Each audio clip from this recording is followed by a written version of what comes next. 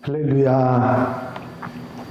오늘도 주님 안에서 평안을 누리고 행복한 삶을 시작하는 사랑하는 성도들 되시기를 바랍니다. 이제 다 같이 사도신경으로 신앙 고백 같이 하심으로 새벽 예배 하나님 앞에 같이 드리십니다. 전능하사 천지를 만드신 하나님 아버지를 내가 믿사오며 그 외아들 우리 주 예수 그리스도를 믿사오니 이는 성령으로 잉태하사 동정녀 마리아에게 나시고 본디오 빌라도에게 고난을 받으사 십자가에 못 박혀 죽으시고 장사한 지 사흘 만에 죽은 자 가운데서 다시 살아나시며 하늘에 오르사 전능하신 하나님 우편에 앉아 계시다가 저리로서 산 자와 죽은 자를 심판하러 오시리라. 성령 믿사오며 거룩한 공예와 성도가 서로 교통하는 것과 죄를 사하여 주시는 것과 몸이 다시 사는 것과 영원히 사는 것을 믿사옵나이다. 아멘. 할렐루야. 오늘 함께 나눌 하나님의 말씀은 요한계시록 4장 2절과 3절, 2절 말씀입니다. 함께 찾으셔서 제가 봉독해 드립니다. 요한계시록 4장 2절과 3절 말씀입니다. 내가 곧 성령에 감동되었더니 보라 하늘의 보좌를 베풀었고 그 보좌 위에 앉으신 이가 있는데 앉으신 이의 모양이 벽옥과 홍보석 같고 또 무지개가 있어 보좌에 둘렸는데 그 모양이 녹보석 같더라. 아멘.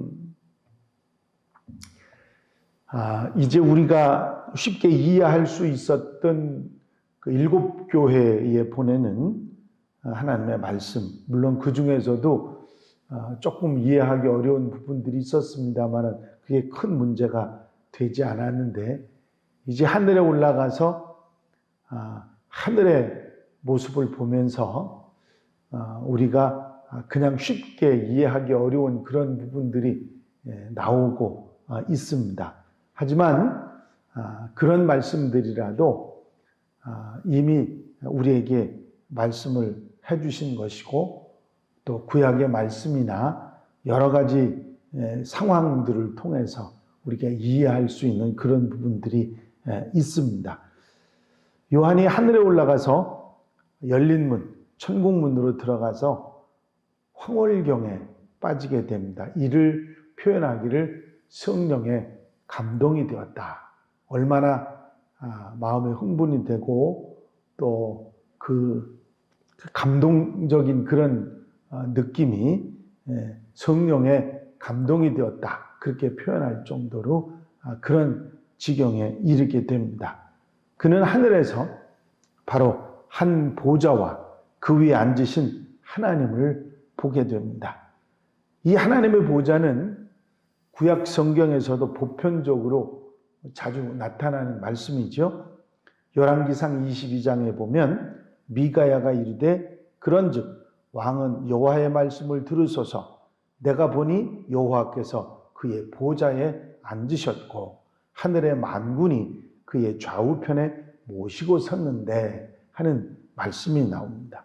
시편 47편 8절에도 보면 하나님이 뭇 백성을 다스리며 하나님이 그의 거룩한 보좌에 앉으셨도다 하는 말씀이 있습니다.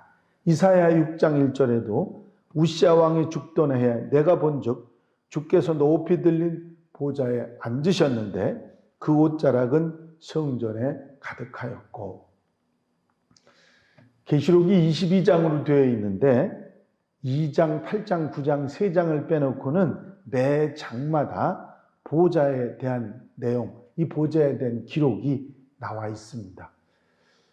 이 하나님의 보좌를 표현했던 이유가 무엇일까를 우리가 생각해 보면 하나님의 보좌는 하나님의 위엄을 우리에게 나타내주고 보여주는 그런 표시입니다.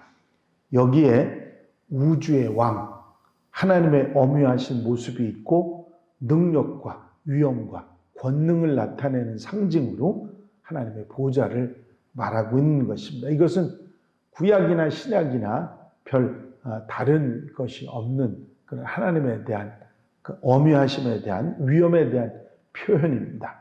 요한은 이 보좌 위에 앉으신 이를 보게 됩니다. 여기서 요한은 이 하나님에 대해서 어떤 인간적인 모습으로 표현하려고 하지 않습니다. 하나님을 표현하는데 보석에서 나는 빛으로 그렇게 말합니다. 하지만 그도 그 빛도 어떤 모양을 말하지는 않았습니다. 성경에서 하나님을 보는 것을 말할 때 빛의 형태로 보는 것으로 표현한 곳이 있습니다.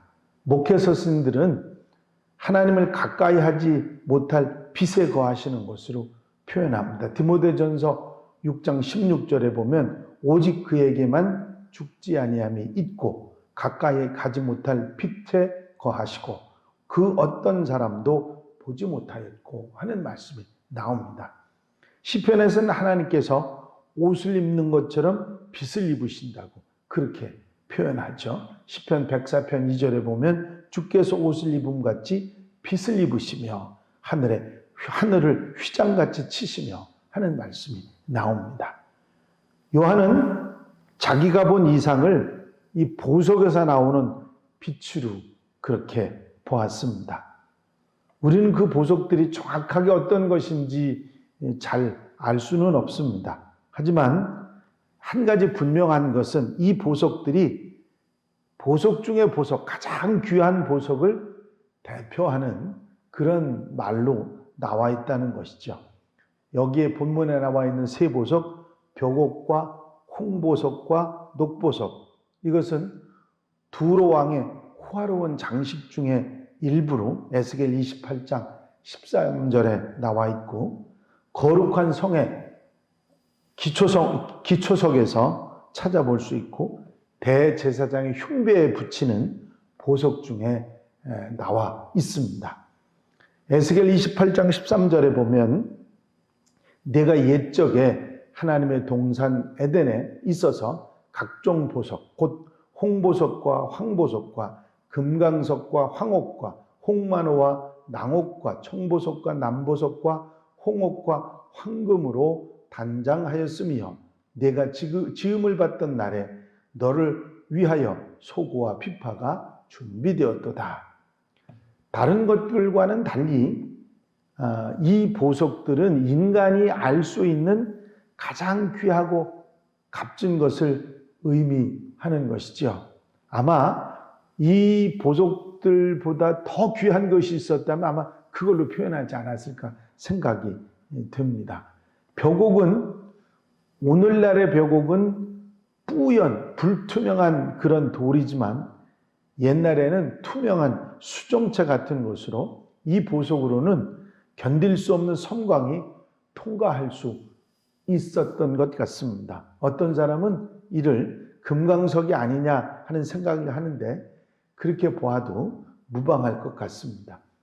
홍보석은 영어로 사대안이라고 말하는데 그 이유는 주로 사대 지역에서 채석이 된 보석이었기 때문입니다.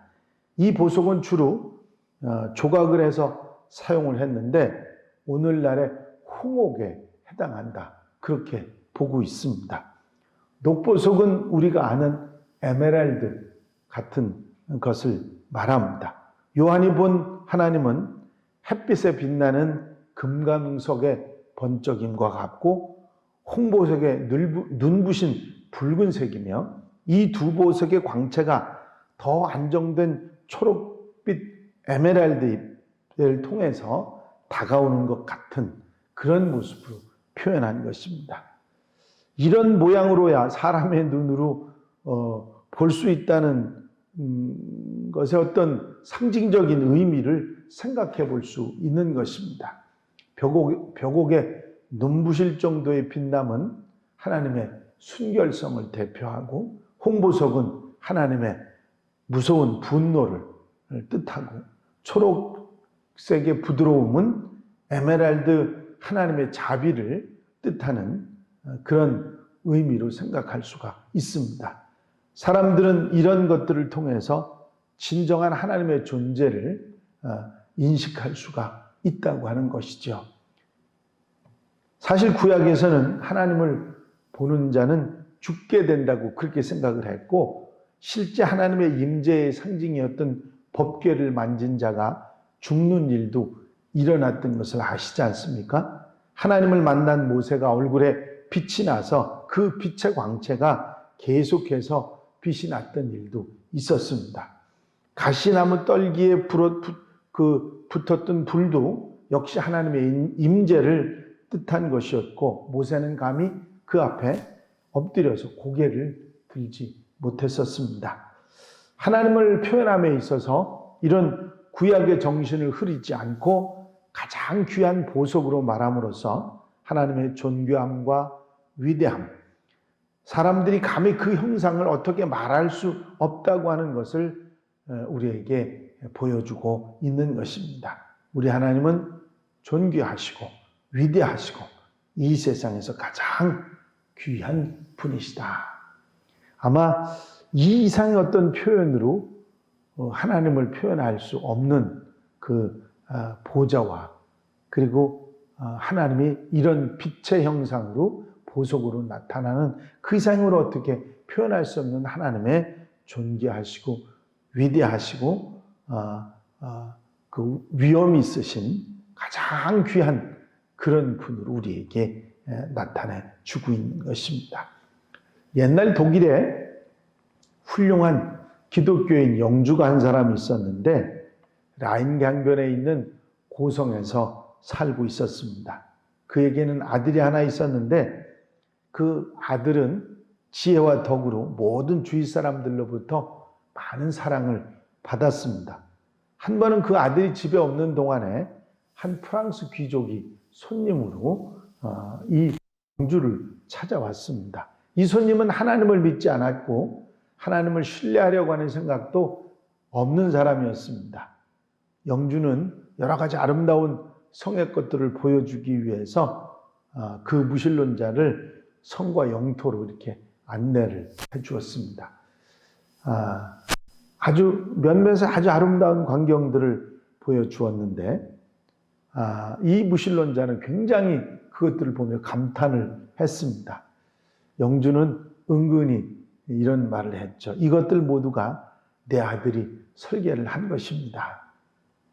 정오는 그의 아들에 의해서 아주 고상하게 훌륭하게 설계됐고 가꾸어졌고, 모두 아주 아담하고 단단하게 건축된 집들도, 또 마을의 모든 모습도 아들에 의해서 설계가 됐다고 했습니다. 그 무신론자는 이 모든 것을 보고 아주 감탄하며 이야기했습니다. 당신은 그 같은 아들이 있으니 참으로 행복하겠습니다. 아니, 내 아들이 훌륭한지를 어떻게 알았습니까? 당신은 내 아들을 본 적이 없지 않습니까? 내가 본 적은 없지만 그가 한 그런 일들로 그 사람이, 그 아들이 얼마나 훌륭한지 알 수 있지 않습니까? 그렇게 판단할 수 있습니다. 그랬더니 이 영주는 그처럼 마찬가지 하나님을 나는 뵙지 못했지만 그분이 창조하신 이 우주 만물을 봐서 그분이 어떤 분이신지 알 수 있지 않습니까? 창조의 위대함은 우리로 하여금 하나님을 충분히 인식할 수 있도록 만들어주는 것들입니다. 요한이 보좌와 하나님을 설명한 이 본문을 통해서 우리 하나님이 어떤 분이신지를 알 수가 있는 것입니다. 그분은 존귀하시고 위대하시고 온 우주의 왕이시고 어미하시며 능력과 위엄과 권능이 대단하신 분이라 하는 것입니다. 이 짤막한 하나님의 보좌와 보석들, 빛의 표현으로서 하나님을 우리에게 이렇게 알려주고 있는 것입니다. 이런 하나님의 은혜를 받고 또 구원의 은혜를 받아서 하나님을 아버지로 모시고 살아가게 하시니 감사한 마음으로 하루를 살아가는 여러분들이 되시기를 바랍니다. 하나님은 이런 분이시다. 하늘 문을 열고 처음 들어가서 사도 요한이 본 하나님의 모습을 우리 마음속에 기억하고 이 하나님이 우리 아버지시라는 사실을 기억하고 오늘 하루도 든든하고 또 기쁜 마음으로 감사한 마음으로 하루를 살아가는 복된 하루가 되시기를 주의 이름으로 축원합니다. 기도드리겠습니다.